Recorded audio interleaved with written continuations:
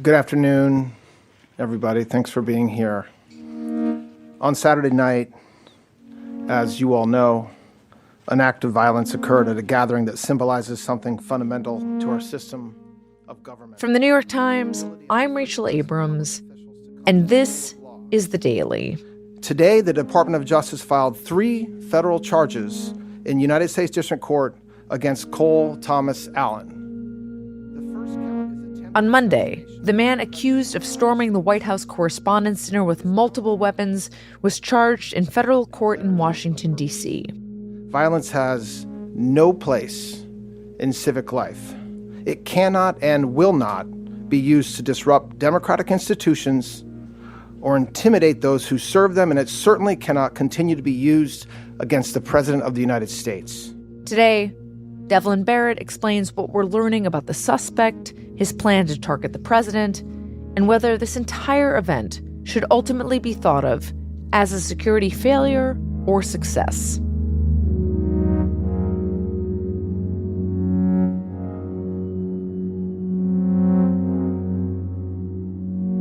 It's Tuesday, April 28th.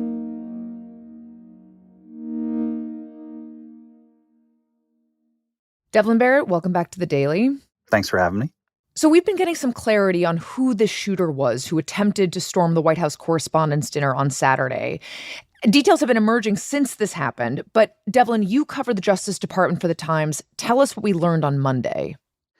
So on Monday, there were a few key developments. First, the suspect, Cole Allen, was formally charged in a criminal complaint. He was charged with attempting to assassinate the president. That wasn't the only charge, but it's the most important charge by far, because that charge carries a potential life sentence.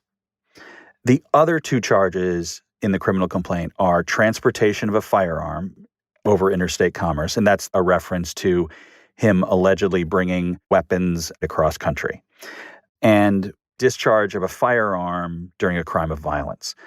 That charge basically means that he fired the weapon while committing a crime. And one thing that officials have emphasized since this happened is that the first round of charges aren't going to be their last word on this. There may be more charges added as they understand the evidence better and as they have a better grasp on what exactly they think happened. Let's talk for a moment about the suspect. At this point, what have we learned about his background? So once this happened, obviously, we've been trying to figure out as much as we can about his background, about his life. He's 31. He's from Torrance, California, and he's, by all accounts, a smart guy. He has a master's in computer science. He went to Caltech, which is not an easy school to get into. We know that he, was raised in the Protestant church, and his father was a church elder. And in talking to people who know him, in talking to some of his former students, because he worked as a tutor for a good bit of time, they all describe him as nice, cheerful, a bit of a nerd. And all of them that have been interviewed by reporters express shock and surprise that the person they knew as this tutor and academic would do anything like this. Mm-hmm. We also know that he left behind a kind of apology note, an explanation note to his friends and family. Like many people, I read the letter that he wrote, and it is apologizing for what he's done. It's sort of a goodbye letter to people that he loves. It is imagining at times a Q&A where he imagines criticism, and then he imagines what he would say in response to that criticism about his actions. Do we have any information about what radicalized this man that made him go from being angry and aggrieved to actually picking up weapons, traveling across the country, and attempting to assassinate the president? Not yet. The FBI is combing through his online presence, interviewing his family and friends. So far, the online presence, the online postings suggest that he was a liberal-minded person who had liberal political views and was very unhappy and upset and angry about things the Trump administration was doing. Mm-hmm. That seems to be a driving factor for him. But in terms of how did he get to that point, that's something that the FBI is still unpacking. Can you just explain, Devlin, why is that piece of writing relevant to the charges that we saw today? Well, it's super relevant to what prosecutors will have to ultimately prove in court, which is the mindset of someone and the aims and goals of someone who was tackled and taken down, very early in his attempted attack. For prosecutors, helps explain what his actual target was, what his targets were. That's why this note to his family is so important, because he makes pretty clear, without ever really saying Trump's name in the writing, that Trump is the one he is most angry at. Trump is the one he is hoping to get to. Because presumably they would not have been able to charge him with attempting to assassinate the president if they did not know what his motivation was, because he did not actually get close enough to the president to attempt any kind of assassination. Do I have that right? Right. You mentioned earlier that the suspect was from California. I'm sure by now a lot of people are aware that he traveled from California to try to carry out the shooting in D.C. What do we know about what and how he planned? So we know that he bought the two weapons involved, a pump-action shotgun and a .38 caliber pistol, in recent years. He bought those in California, and he traveled with them when he came to Washington. That doesn't mean that he's been planning to do this from the moment he bought those weapons. It just means that he bought the weapons several years ago. Right. And in early March, the president announces that he will go to this dinner. It's called the White House Correspondents Association dinner. It is a big production in the nation's capital. They do it every year around this time, and this president hasn't typically gone to it. Mm-hmm. So in some sense, it was a bigger deal this year because Trump had decided to go. Mm-hmm. Prosecutors say in the beginning of April, the suspect starts making his travel plans to go to Washington. And so in late April, he gets on a train from Los Angeles, and that goes to Chicago. Once he gets to Chicago, he buys a ticket to Washington, D.C. He arrives in Washington, D.C. on Friday and checks into the hotel, the Washington Hilton. That's the same hotel where this big gala dinner is going to be held. Right.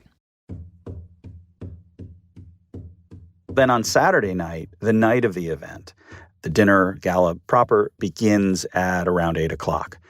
Around 8:30, there's a security camera footage that shows the suspect racing, just sprinting all out through the first security checkpoint. And you can sort of see the shotgun in his hand. You can't really see the handgun or the knives that agents say they later took off of him. But he races through that checkpoint and out of the frame of the video. Law enforcement officials say that the part you can't see that happens right after that is that one of those agents turns and fires 5 shots at the suspect, and none of those shots actually hit him, but he does fall to the ground and is quickly tackled and disarmed. Law enforcement officials also say that the same agent who fired also gets struck by a round in his protective vest. The vest protects him, and he's not badly injured, but that agent does take a bullet in the vest. Some of what unfolds next is actually quite similar to other security scares. People hear what they think are gunshots. They're not sure what's happening. They're not sure where the danger is, but they're told to get down, essentially like just get down, lower than your table. So if there is a gunman, he can't see you. Mm-hmm. And that's what a lot of people in the ballroom are doing in that moment. And, it's basically 90, 120 seconds of real terror because no one really knows what the danger is or what direction it's coming from. But at the same time, you've got Secret Service agents outside the ballroom dealing with the suspect on the floor above, and you've got Secret Service agents on the floor of the ballroom essentially doing their best to seal off and make sure no one goes in or out of the ballroom in that moment to keep the people inside the room safe. And you've got the president's security detail and the vice president's security detail moving them as quickly as they can off the dais to get them out of harm's way. Right. So once it's clear that no one has been killed in this incident, no one has been seriously injured in this incident, it becomes more of a question of, okay, how does this keep happening? This is at least the third time someone has tried to kill President Trump in one form or another. And so it raises a whole bunch of questions about the security at the event and, preparation for the event.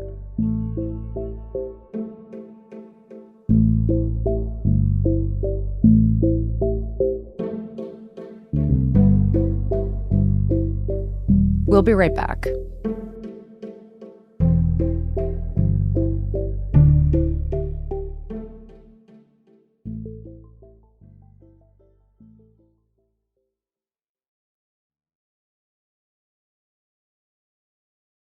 Devlin, before the break, you mentioned that a lot of questions have emerged about the security around this event.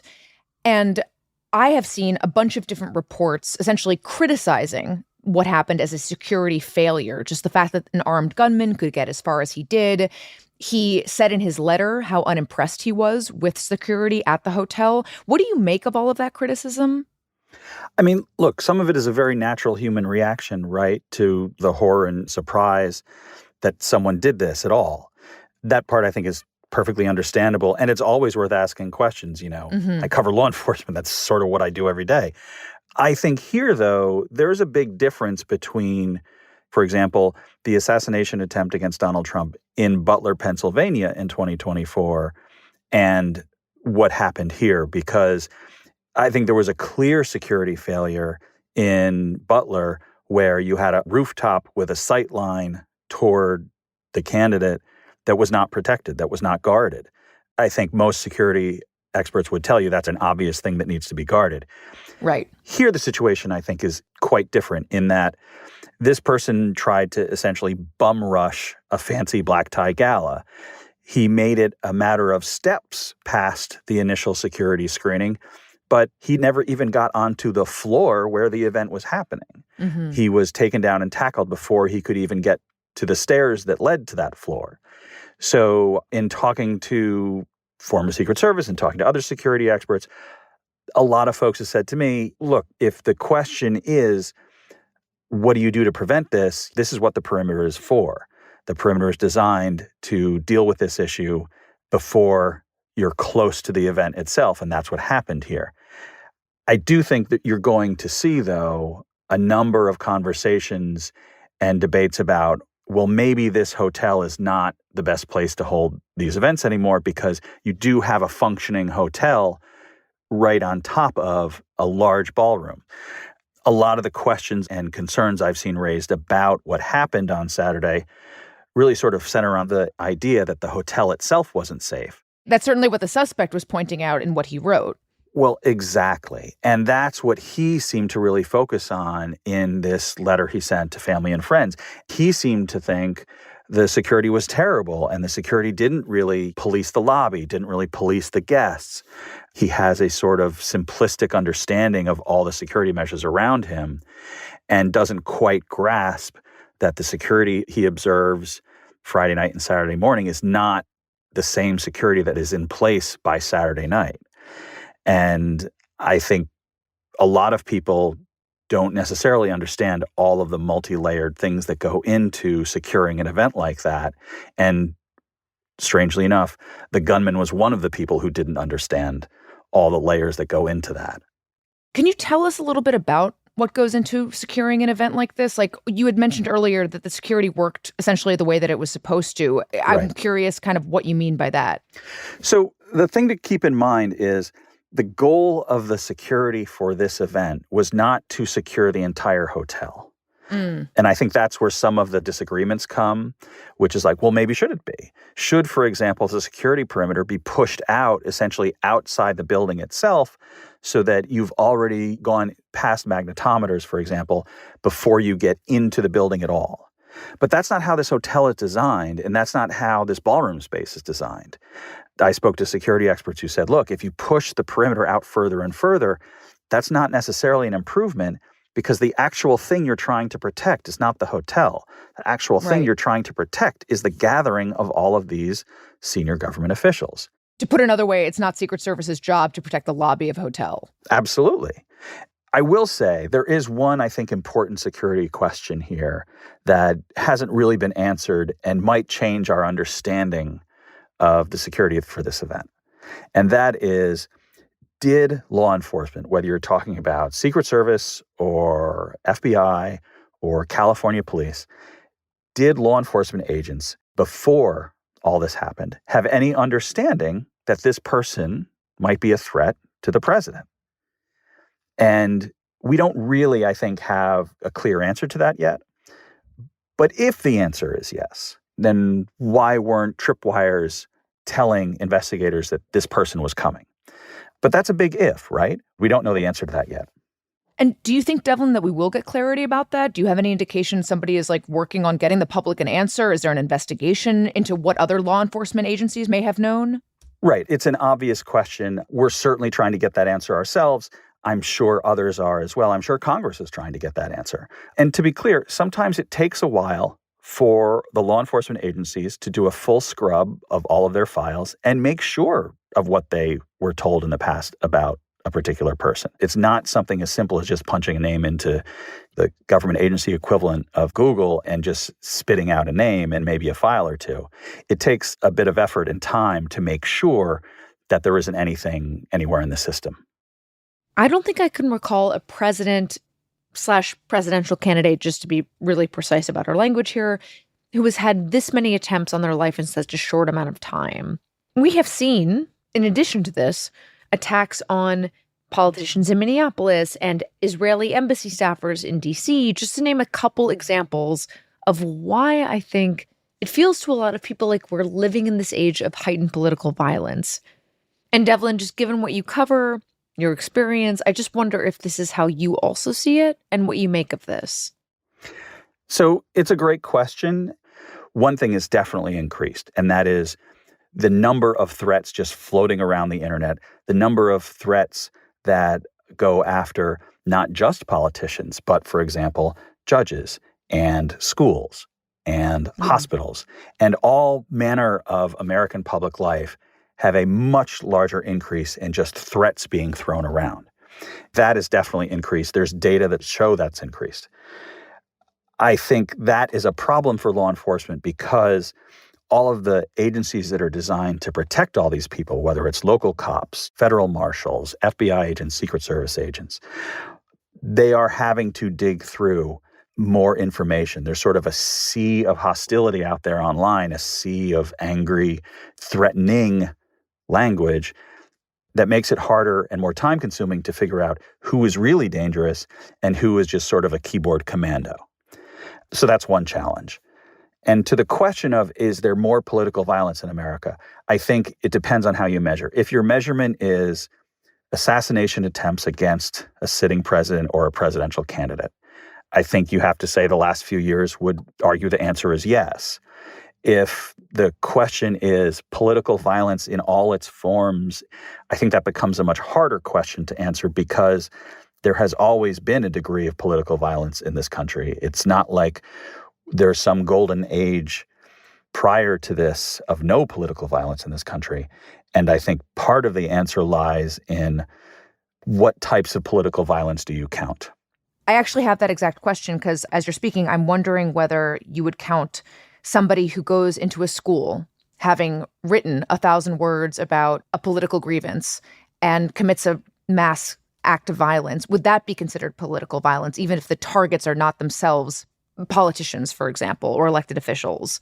Right. I mean, most of the time when we talk about political violence, we talk about violence that is motivated by politics. And so in that scenario, the victim isn't, a quote unquote political victim, but the act is carried out in the name of a political issue. I think most people would consider that to be political violence. So if you look at political violence in terms of the motivation, and if you look at political violence in terms of who is affected by it, a lot of the people in that ballroom on Saturday night did not grow up with school lockdown drills. Some of them did, but a lot of them didn't. I think younger Americans, frankly, have a little more experience than older Americans with that type of incident, that type of fear.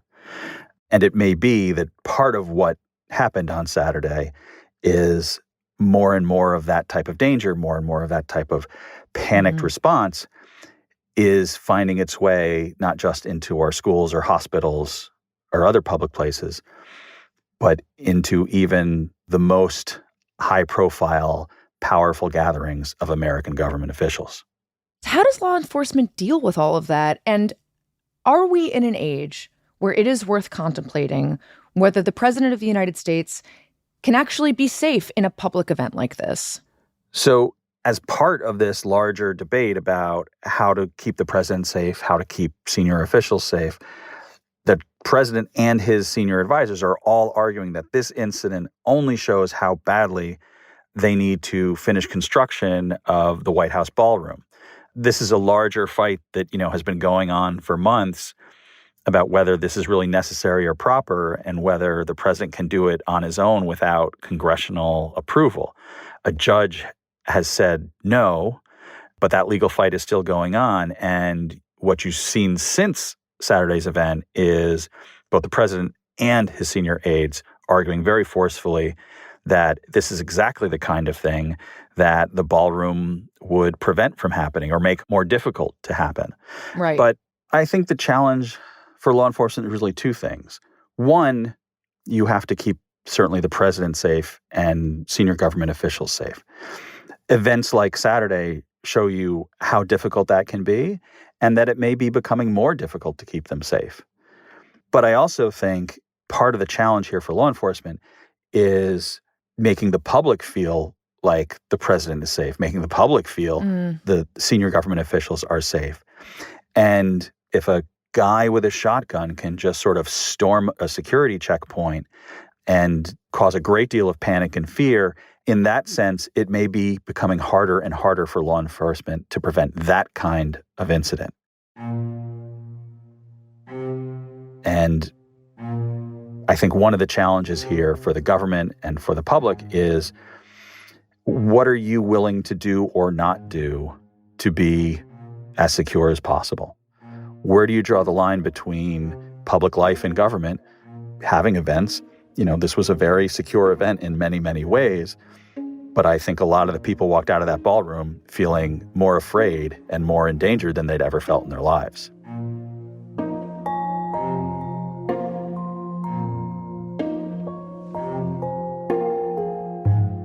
Devlin Barrett, thank you so much.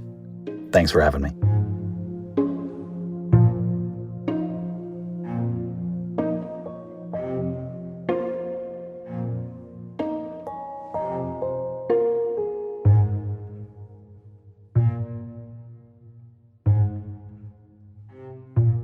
We'll be right back.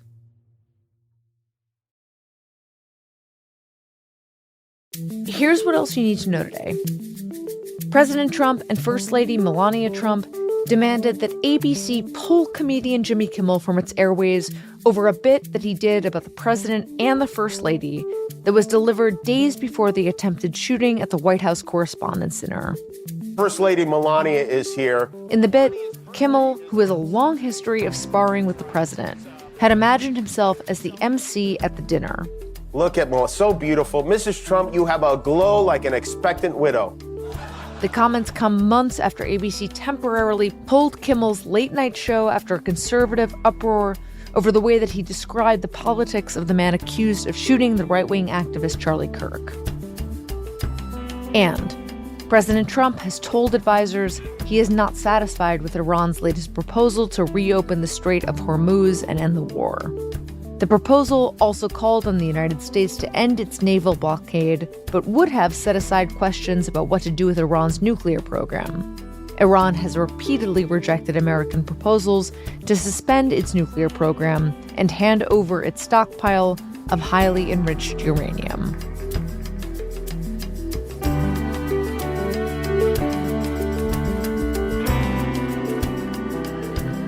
Today's episode was produced by Diana Nguyen, Mary Wilson, with help from Mooj Sadie. It was edited by Devin Taylor, Liz O'Balin, and Michael Benoit.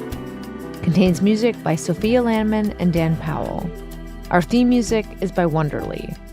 This episode was engineered by Chris Wood.